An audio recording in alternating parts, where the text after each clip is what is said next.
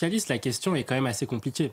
Parce qu'en fait, le PS... Déjà, le premier point, c'est qu'on pensait que Olivier Faure n'avait pas de prise sur ses troupes. C'est plutôt faux. Puisque là, il n'y a eu que 7 députés du Parti socialiste, alors que parfois, on attendait même une vingtaine de députés qui allaient voter la censure, ce qui n'est pas le cas. Donc, c'est-à-dire qu'en fait, au Parti socialiste, malgré ce que l'on peut penser, la discipline partisane, c'est-à-dire voter comme ce que dit le chef de parti, est respectée. Donc, là-dessus, Olivier Faure marque plutôt un point. Le deuxième point, qui me paraît être important, c'est l'enseignement, et c'est plutôt désastreux, c'est qu'on est on a négocié, un deal s'est négocié sur la base des futures générations. Et en plus, c'est un deal qui est absurde, c'est-à-dire la suspension des retraites, qui est censée être l'argument pour éviter la censure, coûtera plus cher à l'État que la censure elle-même. La censure, c'est 6 milliards, si on prend l'exemple de Michel Barnier à l'hiver dernier. La suspension des retraites jusqu'à 2027, c'est au moins 10 milliards. Et la Cour des comptes dit que ça peut être 13 milliards par an à partir de 2027. Donc, c'est-à-dire que le camp des responsables, entre guillemets, a négocié un compromis politique sur la base d'un deal qui va coûter plus cher à l'État que la censure elle-même. Et donc ensuite, après, en nous disant, c'est magnifique, le deal nous a permis d'éviter une censure qui coûterait excessivement cher à l'État. Donc moi, je trouve qu'aujourd'hui, le Parti socialiste a réussi, et c'est malheureux ensuite après pour les députés LR ou les députés du bloc central en général, a réussi à imposer des thèmes de gauche, a réussi à gagner la bataille culturelle dans un premier temps sur les thèmes économiques, comme trop souvent dans notre pays depuis des années. Oui, mais enfin quand même, l'amendement, moi je trouve qu'ils ne connaissent pas très bien les mécanismes aussi. On arrive à tenter de sauver les meubles. C'est sûr que quand vous voyez aujourd'hui le spectacle qui a été donné depuis plus d'une semaine par les partis dits de gouvernement, les partis dits responsables, et ce qu'a fait le Rassemblement national en comparaison, c'est-à-dire aller voir les électeurs, parler aux Français, etc., on s'aperçoit qu'il y a un énorme clivage entre des gens qu'une partie des Français veulent voir partir, c'est-à-dire les partis dits de gouvernement, même si c'est à nuancer tout de même malgré tout, et des gens qui justement prospèrent sur une véritable volonté populaire et une dynamique électorale, en tout cas, que l'on voit dans les sondages, qu'est le Rassemblement national. Mais moi, je vois quand même un problème majeur pour Marine Le Pen, quand même une impasse stratégique, c'est que vous ne pouvez pas jouer aujourd'hui l'UMPS et le dégagisme contre les élites, et d'un autre côté, refuser, par exemple, la volonté d'avoir la majorité avec une union des droites, par exemple. C'est-à-dire qu'en fait, il y a quelque chose qui est ambivalent. Là, le problème du Rassemblement national, c'est que le Rassemblement ne veut pas l'union des droites parce que Marine Le Pen considère de toute façon qu'une partie de ses électeurs proviennent de la gauche et qu'ils ne veulent pas voter pour des gens qui sont libéraux conservateurs. Le problème étant, c'est que sans alliance, ni avec les Républicains, même si c'est très compliqué, ni avec Reconquête, ni avec d'autres partis de la droite, le Rassemblement national n'arrivera pas à avoir la majorité en cas de législative anticipée sur la prochaine dissolution, voire même ne pourra pas gagner la présidentielle. Donc c'est ça aujourd'hui la difficulté et l'impasse stratégique. Jouer UMPS sans faire l'union des droites, c'est compliqué. De LFI et le vote ouvrier, il y a beaucoup de gens de LFI. Je pense qu'elle est battue. Donc pour vous, ça ne peut pas être dans un mois, dans 2 mois? Non. Moi non plus, je pense pas. Ou au moment des ordonnances ou jamais, en gros. C'est ça. Ou au moment des ordonnances ou jamais. Encore même plus simple, c'est que la réalité, il faut le dire très clairement, les députés LR et surtout les députés du PS ont la trouille de la dissolution. C'est tout. Voilà, en fait, mais ils y échapperont pas. Oui, mais il suffit de pas voter de censure. Ah oui, à un moment, il va y avoir des législatives. Le PS. Répit, vous trouvez à rester le PS, s'ils partent en dissolution, divisé avec la France insoumise, ils ont moins de 30 députés. C'est aussi simple que ça, en fait. Donc c'est ça le problème, en fait. Nelly, les partis dont on parle, ils ont programmé les municipales.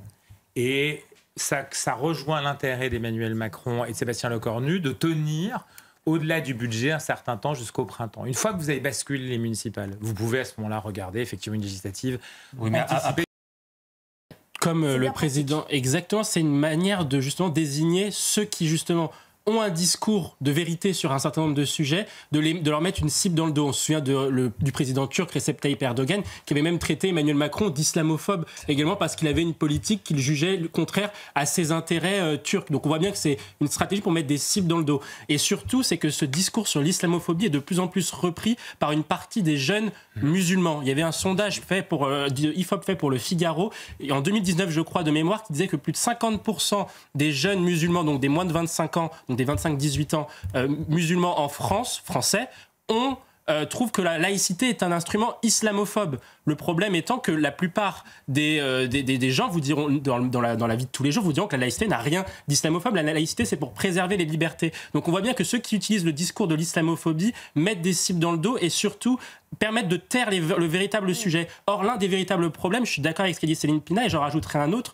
c'est la question des mineurs radicalisés. Dans notre pays aujourd'hui, la menace islamiste est de plus en plus faite par des mineurs. En 2023, par exemple, la quasi-totalité des attentats qui avaient été déjoués islamistes, c'était Gérald Darmanin qui l'avait dit, étaient le fait de mineurs. Le problème étant, c'est qu'à l'éducation nationale, on a appliqué la doctrine du pas de conflit, pas de vague. On a fait preuve de beaucoup d'angélisme. On considère qu'un mineur par essence ne peut pas être violent, un mineur par essence ne peut pas être islamiste. Eh bien si. Et le problème, c'est que quand on ne pose pas le bon diagnostic, eh bien on n'arrive jamais à apporter les bonnes solutions. On parle souvent de la France insoumise qui pratique une exploitation.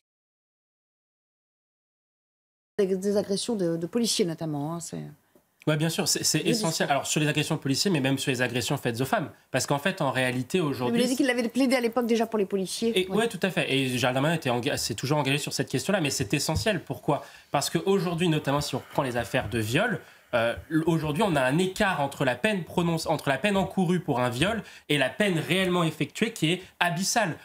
Quand vous prenez le code pénal, aujourd'hui, un viol, c'est sanctionné de 20 ans de réclusion criminelle. Le problème, c'est que la peine prononcée en moyenne par un juge, ce sont les statistiques du ministère de la Justice, est de 9 ans. Et le problème, c'est que la peine réellement effectuée avec toutes les remises de peine est de 7 ans. Donc, avant d'informer la victime que son agresseur est remis en liberté, il faut surtout s'assurer que l'agresseur fasse la peine réelle la plus lourde possible. Et c'est ça aujourd'hui le vrai problème. C'est que du coup, les victimes, et c'est pour ça que c'est essentiel de mettre les victimes au cœur du système judiciaire, parce que les victimes ont la sensation que le système judiciaire privilégie davantage les conditions de vie des détenus ou la réinsertion des criminels plutôt que la protection des victimes. Et ça, c'est quelque chose qui est véritablement dangereux pour notre société. Et c'est pour cela que les Français considèrent que la justice est laxiste. Et par exemple, je vous donne un autre exemple, c'est que, pour illustrer tout ça, c'est que vous avez aujourd'hui, quand vous êtes notamment quelqu'un sous OQTF qui commettait un viol, et que vous êtes par exemple afghan, vous n'êtes même pas renvoyé, vous n'êtes même pas expulsé dans votre pays d'origine parce que le système judiciaire considère que vous êtes plus en danger comme vous êtes afghan avec les talibans que la menace que vous représentez sur le sol français. C'est un véritable... C'est la CEDH, hein. Oui, bien sûr, mais c'est un véritable problème. C'est pour ça qu'il faut revenir sur... On n'a pas le droit. Non, mais l'Allemagne commence à le faire. Ouais. L'Allemagne commence à le faire avec un accord avec le Qatar, etc. Ouais. On pourrait expulser aujourd'hui des gens qui aujourd'hui posent problème à la France. Par exemple notamment des Afghans, parce que justement ils posent véritablement un danger majeur pour les femmes, notamment par justement une voie d'accord avec un autre pays, un pays tiers. Alors, il a de bonnes idées. C'est véritablement, c'est Yoann qui a tout dit, c'est la question budgétaire et la répartition aujourd'hui de ce que doit faire l'État en termes de mission de sécurité sociale ou de sécurité tout court. Moi, je prends souvent ce chiffre-là, on l'illustre beaucoup, c'est qu'en 1981, avant que François Mitterrand arrive au pouvoir, les dépenses sociales, c'était moins de 15% du PIB et les dépenses régaliennes, donc justice, intérieure, armée, ce qui permet de nous protéger des menaces extérieures et ce qui permet de nous protéger des menaces intérieures, c'était pareil, le même ratio, 15% du PIB. Eh bien, vous prenez sur 40 ans de gestion un peu socialiste sur lesquels la droite n'est jamais revenue, eh bien, vous vous retrouvez aujourd'hui avec 33% de dépenses sociales, donc vous avez fait x2, et seulement 5% pour toutes les dépenses régaliennes, donc armée, justice, intérieure. Donc vous avez divisé par 3 les dépenses quasiment de l'État régalien. La conclusion qu'on peut tirer, c'est que pour soutenir un État social obèse, on a dégraissé l'État régalien. Et c'est ça aujourd'hui le véritable problème. C'est pour ça on voit le résultat dans les rues. Eh bien exactement, vous voyez le résultat dans les rues, ou même vous voyez nos militaires qui se plaignent de ne pas avoir de moyens pour pouvoir assurer toutes leurs missions. C'est ça aujourd'hui le véritable problème, c'est qu'on a un État régalien faible, amaigri, et un État social obèse qui est effectivement dispendieux. Bon, ben merci beaucoup. Je crois que ce sera le mot de la fin parce que vous le savez...